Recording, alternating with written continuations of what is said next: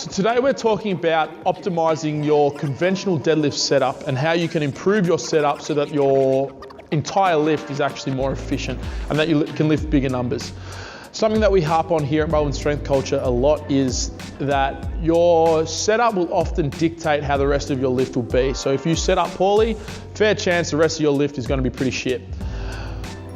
So we here at Melbourne Strength Culture, with our conventional deadlift pullers, we look for a few key points during their setup in order to maximize the efficiency of their lift. Number one is how they set up around the bar. So for us, what we like to coach is, for a majority of lifters, setting up with the barbell slicing the foot in half is more often than not going to be the best place for them to set up. If you set up whilst you're standing and your shins are on the bar, what will actually more often than not happen is, as you go down to set yourself up into your position, your knees will shoot forward as you go through knee flexion, and the forward knee translation will actually move the barbell and shift it forward. More often than not, this barbell actually just shifts forward into the midfoot. So this is the first thing that we like to do with our setups for our conventional pullers, is set themselves with their foot sliced in half by the barbell when looking directly down in a standing position. A common misconception with a deadlift setup, a conventional deadlift setup, is that their shins have to be vertical, and this is because of forces working in opposite and equal reactions to the floor, into the ground, so perpendicular angles, so 90-degree angles, and that a vertical shin will allow more force to be pushed into the ground.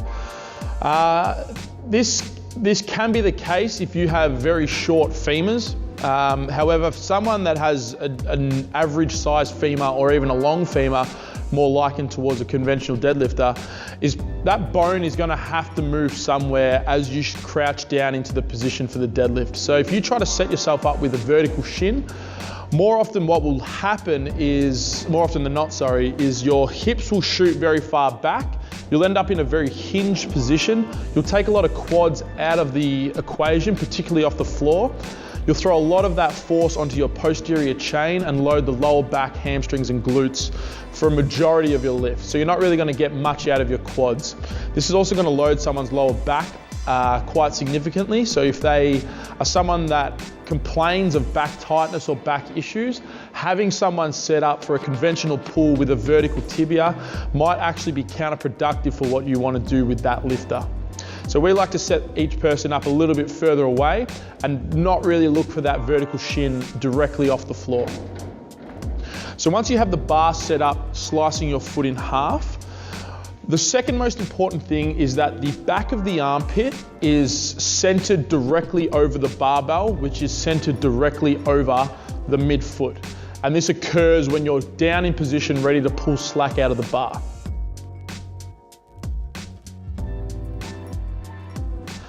A lot of people will find themselves in a position where their hips are quite low and their shoulders are behind the bar. And this is quite often the case when you see someone who looks like they're squatting the weight up as opposed to pushing the floor away.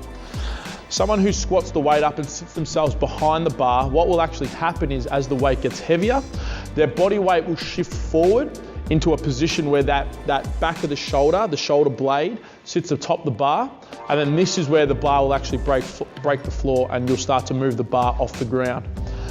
What can actually end up happening though for someone that sets up too far behind the bar is, as they go to press and break the floor and their body weight starts to shift forward, their body weight will have too much momentum and it will shift too far in front of the bar, and this will cause the bar to swing out underneath the shoulder blade again, because that shoulder is the hinge point for where the weight wants to swing. And as that pendulum swings left to right, that is the shoulder with the barbell swinging underneath it. So if the shoulder moves in front of the bar is then going to swing underneath the shoulder, and that is where that idea of the bar getting away from you and moving in front of you might actually occur, because you're setting yourself up too far behind the bar.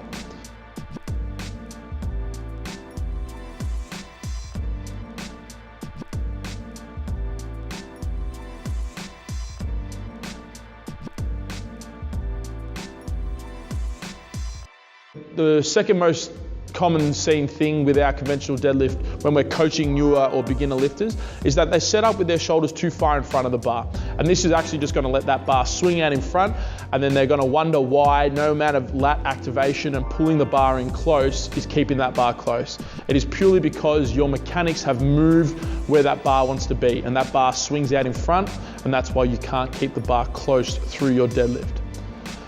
So the ideal setup for most conventional pullers, and in order for you to maximize your pulling efficiency, will be bar over midfoot, and then your shoulder blade or the back of the armpit sitting directly above the bar, which is directly above your midfoot, whilst you pull the slack out of the bar. Hopefully we managed to help you out with your deadlift setup here today. As always, thank you for watching and following the Melbourne Strength Culture YouTube channel.